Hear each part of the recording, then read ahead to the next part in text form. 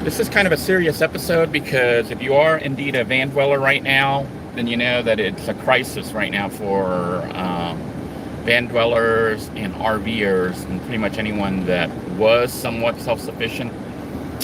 You're finding out exactly how self-sufficient or not truly self-sufficient you really were. I'm doing this really quick broadcast just to pass on some tips. Because I know a lot of people are struggling right now, especially in the van dwelling community, because a lot of resources got taken away like almost instantaneously.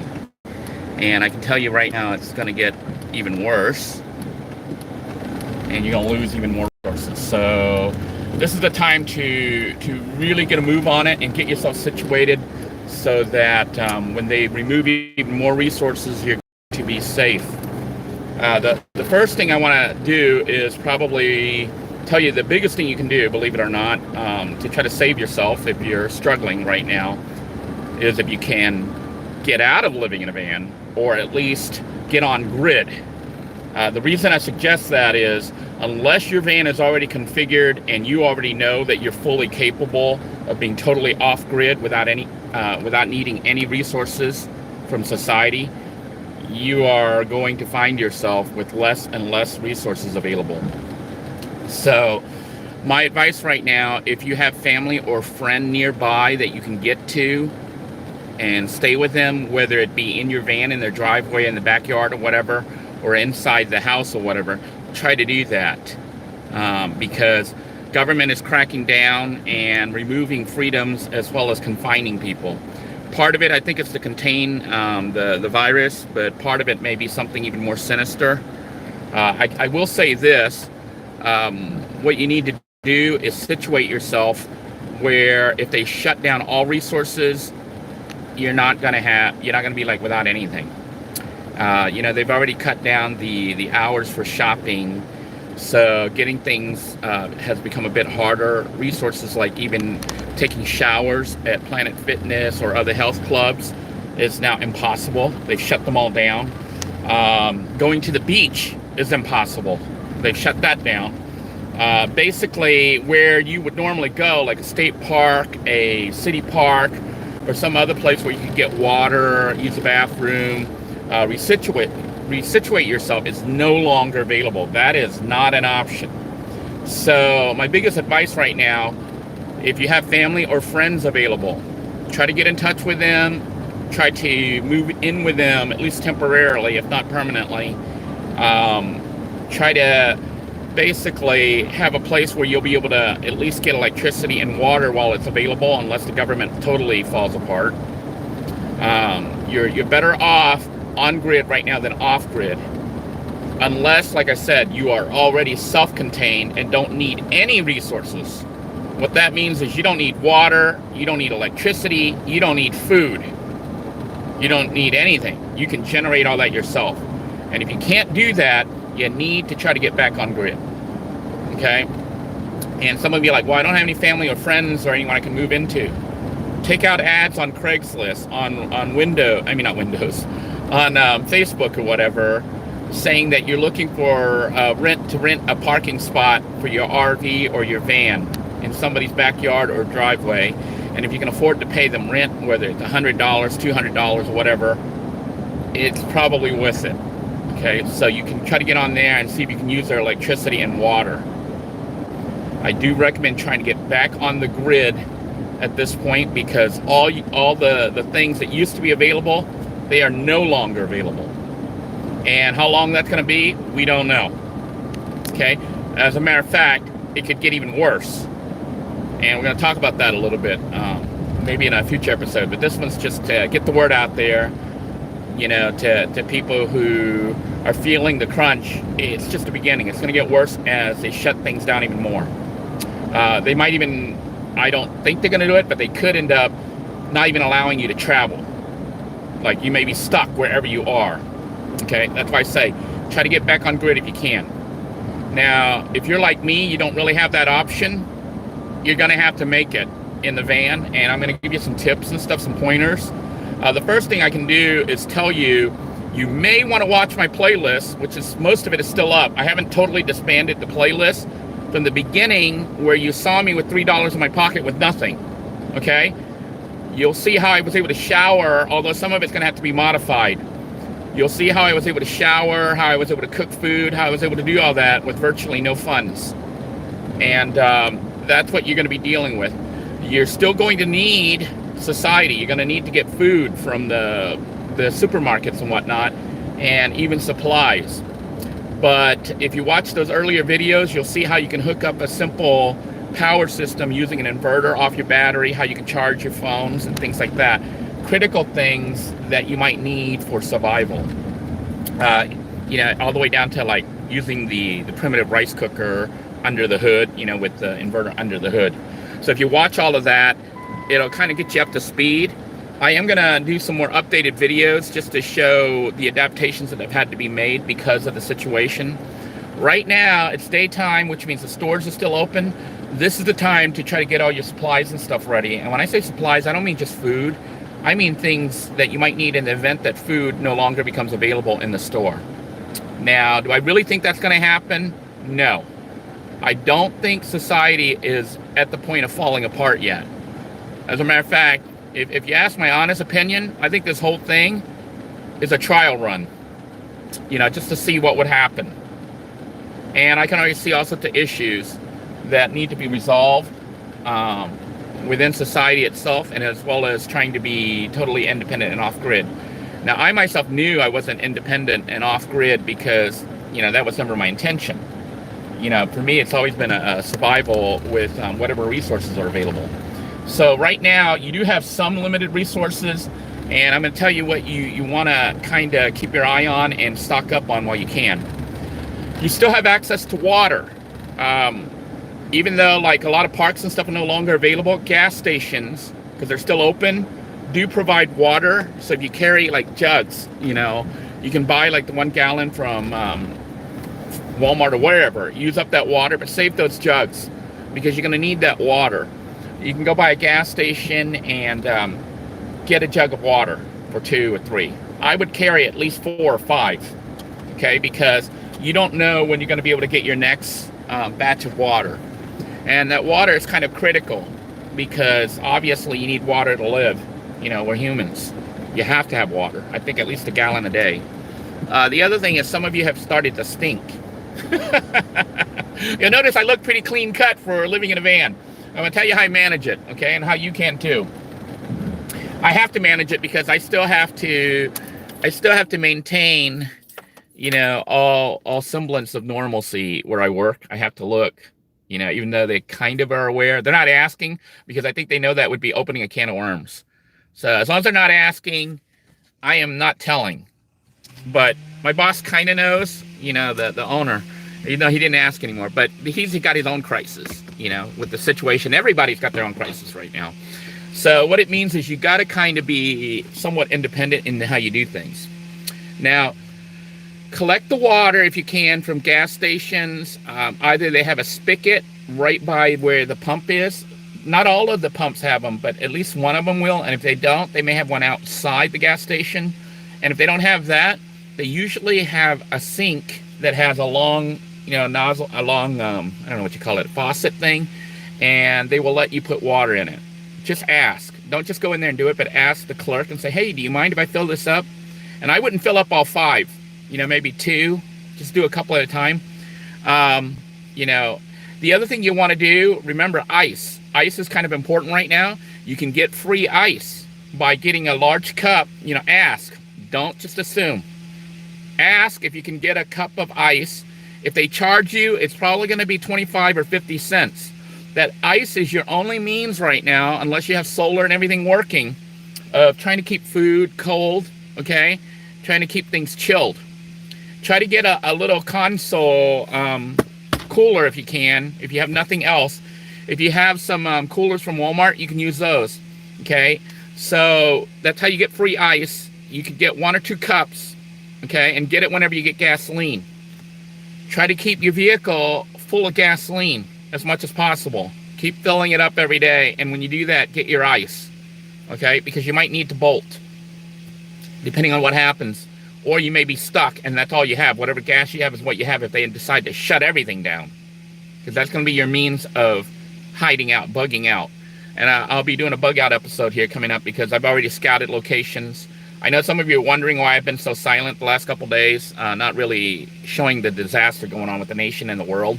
It's because I've been busy on this end just trying to figure out how to make this work, how to survive, how to set up systems. Okay, so basically you want to have gasoline so you can bolt. You want to have water constantly ready, at least 5 gallons. And you can use that water for drinking. Okay, if you don't like drinking just water from the spigot, you can filter it, or you can, because they have the survival straws if you can refine any. Just trying to find any supplies right now is virtually impossible. So you're going to have to make stuff. And a lot of the stuff I'm trying to show you is stuff you can do right now without, having to buy it. Now, if you have access to mailing, online mailing, you can still potentially order stuff online. So now is the time to act, because there's a chance that if shit truly hits the fan here, you're not going to be able to order stuff anymore. So take advantage while the system is still hobbling. It's still semi-operational. Get any necessary supplies you might need. Like solar panels. Not that I'm pushing it, but it is actually important. You're going to see me mount a solar panel on my my van here, which I didn't plan on doing, but I'm going to do for several reasons, which I'll explain later. But it has to do with completely off-grid capabilities, okay? The other thing you might want to get, and you might have to start thinking about, is like things for hunting, things for fishing, things for gathering food, basically. Obviously, medicines. When I say medicines, I mean stuff like aspirin. But most of that, was being wiped out of the shelves. I don't know what the situation is. I already had it. Most van dwellers, I think, already have that. The other thing you might want to stockpile, and when I say stockpile, I mean don't go crazy on it, okay? You don't need a whole bunch, because if you take a whole bunch, you're going to poison yourself. But you'll want to get some Imodium AD or equivalent, to Imodium AD.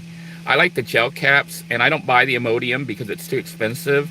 So I buy the Equate Imodium equivalent. And you're like, why would you use that? Well, you want to take it if you ever feel yourself possibly getting sick from food poisoning or anything else.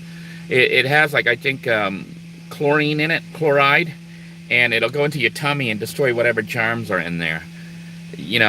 I take it, and I generally don't have diarrhea. I generally don't get sick. You don't see me get sick on here very often, because if I eat any food that's questionable, or I feel myself coming down with anything, I generally will take one of those to try to get rid of it. And also, I try to drink stuff like orange juice and, multivitamins and stuff, just to keep your immunity up. So those are the main things, how to get water. Now, as far as food, like I said, you might want to start thinking of getting things to help you hunt. Possibly, but I don't know if they're even available anymore. Things like BB guns and BBs, or slingshots. I think slingshots might be the best, because they're small, they're easy to carry, and you might be able to shoot a squirrel. Tiny. I feel bad saying this, because my relationship with animals, okay? But honestly, you might have to. I would not kill an animal until it's the last resort. At that point, society has fallen apart, and then I got to decide if I really want to keep going or not. So, I do believe that nothing is random, that all of this is as it should be, even as chaotic as it seems, as messed up as it seems. But, I didn't even know that I would be in this situation, being on YouTube, trying to show people how to survive in a van. The person you see before you is completely different than what I was before. But anyhow, I am at Home Depot right now, getting ready to buy some wiring and stuff, because I'm getting ready to make my own wiring for solar. And the reason for doing that is immediacy. I need it right now. And also cost. Price of everything is high, and I don't want to order stuff online unless I have to. And so I'm just going to go pick up some 10-gauge wires, because I'm getting ready to wire all the solar panels and stuff that I got for the van as well as the RV. And as far as charge controllers, I decided to go with MPPT controllers. They can be kind of expensive, but I got really cheap ones from Walmart online. It's actually a third party fulfilling for Walmart. So I got these cheap charge controllers for like $13. I got 2 of them, one for the van, one for the RV. So I'm planning on putting a panel up on the van, and 4 panels on the RV, although there might not be enough room on the RV for 4. I might be stuck with 2 or 1. And if that's the case, I may sell my extra. Speaking of solar panels, okay, I will be advertising some of the stuff that we're selling from our solar panel warehouse. So if you're in Florida, you can look up Solar Wholesale LLC. If you mention me, you will get your 10% discount. They also, as far as I know, I got to double check on all the locations. They have a location in Texas, and I think, and they have one in California and one in Puerto Rico. So you can contact Javon, who I think might show up on the About Me on this. I think I updated the thing. But you can contact him and let him know that Denoy sent you, and you will get 10% off the already, low price wholesale price on the website, which I think is all in the About Me. If not that, if you can order through Amazon or whatever, assuming that they're still delivering and it will still get here in time, for brand new panels or whatever, if you've got the funds. But if you're driving around a van dweller on very limited funds, contact Vaughn or Javon and ask him where the warehouses are, and you can go by there and pick them up, however many you need. But you're going to need to get wiring and stuff. I did not order any mounting brackets or anything for solar panels. I just used the L brackets, which you will see me on some episodes showing how I did that. It's like metal L brackets. And I'm getting ready to get some silicone just to seal leaking. And basically, I try to get those up so people can see how to mount them cheaply without spending literally hundreds of dollars to get wiring and mounting. I'm planning on doing it for maybe about $20 or $30, maybe $40, $50, depending on how expensive all the parts are, to get everything wired and connected. Charge controller, like I said, I'm only spending $13, $14 on them. I'm not spending $250 just on a charge controller, So look for those episodes coming up. I don't know when they'll air. I might air them out of sequence just so people can see them because they may be useful. Now, as far as food-wise right now, okay, the stores have started to open up. Shelves are starting to get restocked. And if people stop hoarding, okay, stuff will be restocked. So I will remind you that Dollar Tree, even though they have limited hours, generally has a lot of stuff, including toilet paper, which Walmart, I'm starting to see some towels and toilet paper put up at Walmart. But, they kind of run out each time. And I think they're limiting to one person, although they don't have anyone enforcing it, I guess, other than the cashier. But I wouldn't be going crazy on toilet paper, okay? Because, honestly, if you need toilet paper to survive, you aren't going to make it through this. Seriously, okay? If you have to, you can use leaves, okay? You can wash yourself with water and soap if you have to. That's... Honestly, I don't know if you guys remember with me and Maurice, we were going to do what's it called, a bidet or whatever, which squirts water up, and cleans you out, cleans your behindy and whatever. So you're going to see stuff like that start to hit the market. So maybe Maurice might have a field day right now because he has one already designed. And it was one of the items we were going to sell. But anyhow, as far as food, you'll probably want stuff that doesn't spoil, but you don't go crazy on it, like I said. You might want stuff like tuna, and they even have like canned chicken, vegetables, and fruits, and stuff like that. But honestly, here's the catch. If you have to have canned foods and stuff to survive, it's only a temporary fix. Because if the system totally falls apart, that's not going to be available. So I would say stockpile a little bit, maybe 1 or 2 weeks worth of food. 1 week, 2 weeks. If it's going to be more than that, you're screwed. And that's why I suggest getting things like a slingshot or, if you have a gun, you have a gun. But I don't really like guns, although, even like BB guns. But I might pick up a slingshot or even a bow, an arrow, But basically stuff that if you lost the ability to go to the store to get supplies, you can still function. That's another reason for not having guns. I know people stock up on ammos and guns and bullets and stuff, but honestly, if you're using stuff that was made by society and it runs out, you can't do anything. Whereas if you get like a slingshot, which you can even make, but you can shoot rocks, and you can make slingshots.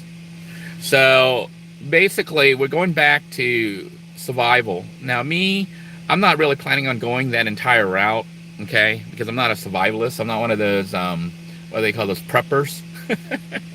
not a prep or anything like that.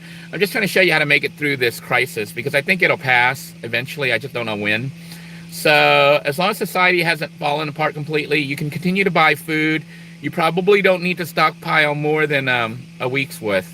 Okay, I have about a week's worth of food in the RV. I only have like a day or two in the van, because I'm, if shit hit the fan, I would probably try to get into the RV if at all possible, because the RV's, got more long-term survival capabilities than the van does, especially once I get the solar power hooked up. The van does have the capacity, the capability to become totally self-sufficient, and is a little bit more versatile. But right now my van's running kind of rough, so I'm going to be heading out to Marcelo and them, soon here to have them look at it and work on it. So if you've got the funds, try to get your vehicle looked at, tuned up, ready to go in the event that you have to head out, if they don't blockade the roads and stuff. That's the concern.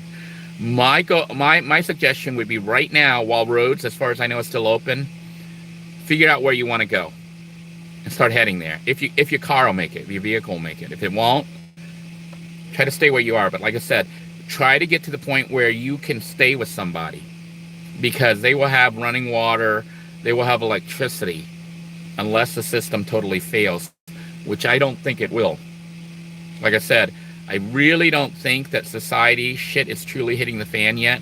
If nothing else, this was a test to see the reactions and what would happen.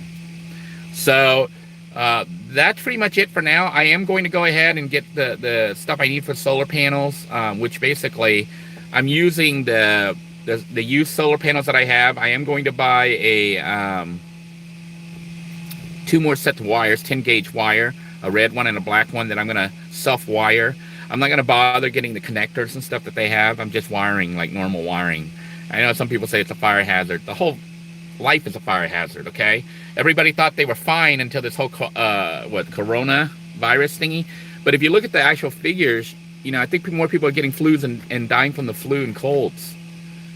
But it could be because they're not testing corona until you're on your deathbed. That's what they told me pretty much.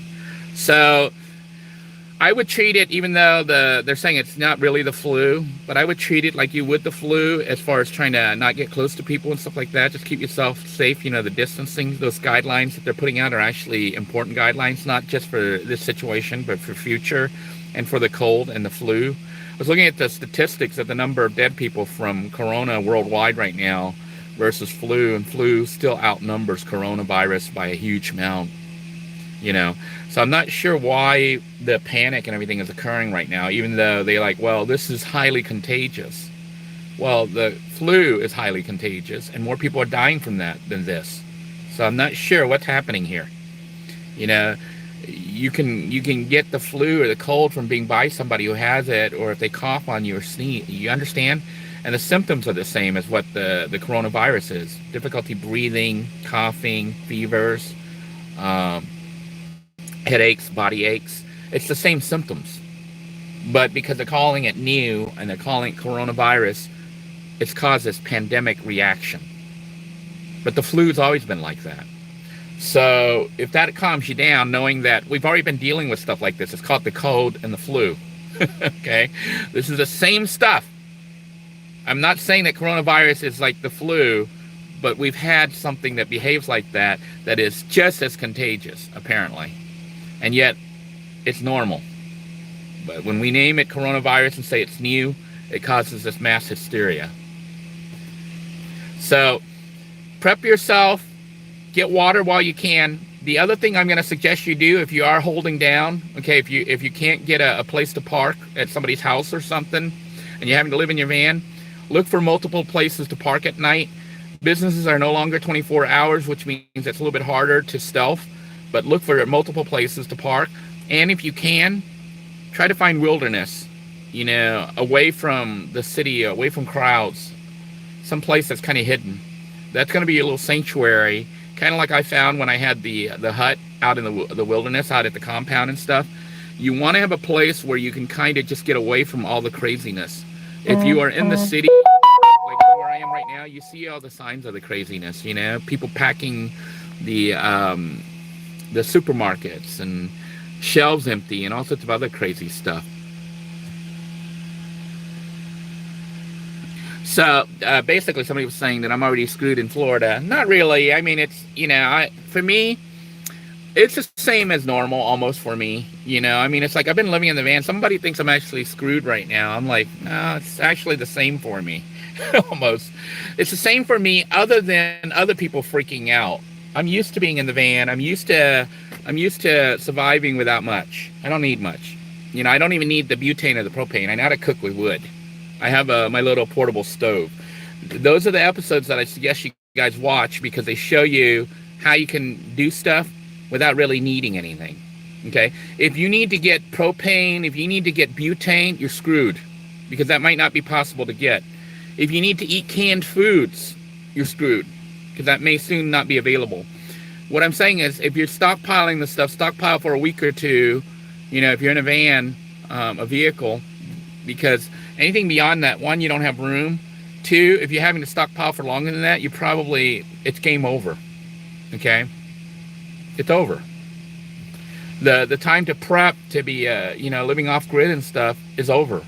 You can still prepare some stuff to make survival a little bit easier, but really you should have, a house off grid with food that you grow yourself and livestock and the ability to do all that. You should be able to do all that right now. Then this whole craziness with the rest of the world wouldn't affect you. If you're now starting to do that, it's a little late. It's not saying you can't start because I don't really think this is the end, okay? But you're paying premium price, Everything is jacked up way high. Even toilet paper is expensive. So to try to do all this stuff right now is a little late. But I'm just trying to show you what you can do. As far as those of you who stink in your van, if you want to shower, look for water, like ponds. But be careful you don't drown yourself. And if you're in Florida, be careful of alligators and snakes. For them, it's just a normal day. And if you happen to be there, they could bite you. Alligators could eat you. So be careful. Just don't suddenly get stupid. And if you're by the river, you could possibly take a little bath in there, a little shower or bath or whatever by getting that water, like off the causeways and stuff, as long as they don't close that down. Okay, I'm just telling you how you could do things. Potentially the beach, even though they have the beach closed, if you don't park at the beach, if you park at a hint food market across from the beach and walk over to the beach side. I don't want to give away too much stuff because if everyone starts doing it, the police watch this channel. The city has watched this channel. And if you are a policeman watching this, please don't mess with the van dwellers. Their life is already hard enough. Let them be. They're not doing anything harmful. They're just trying to stay clean. So, if you're in Florida, there are free showers unless the cities shut the water off. There are free showers along the beaches, a lot of the beaches, even though they have the gates closed. If you do it discreetly, you might be able to take showers, okay? And when I say discreetly, I don't mean park your car there. That's a good way to be spotted. You might have to walk a bit, but in some of the areas, there's shopping plazas across the street, like a Walmart or something. Hint. And you can just walk across the street and take a quick shower and get the heck back out of there. And don't shower naked. Wear shorts or something. But basically, if you need a shower, you can do that. The other thing is you can have the homemade shower, which I will show you later. And the other thing that may be helpful, some of you are wondering how I stay clean. I take advantage of my work location right now because they have bathrooms there and running water. Okay? They even have a refrigerator freezer that I can put my food in.